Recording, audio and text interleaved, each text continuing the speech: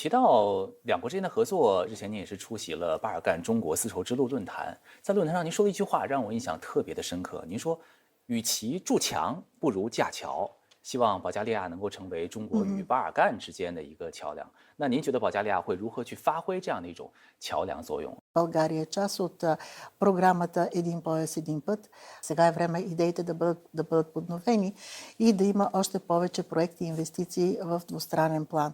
Аз разбрах, Китай е много заинтересован от българското кисело мляко, което е уникален продукт, от българския мед, от селскостопанската продукция, защото България се запази като една от най-чистите природи в света и всичко, което ние произвеждаме, трябва да бъде на трапезата на хората.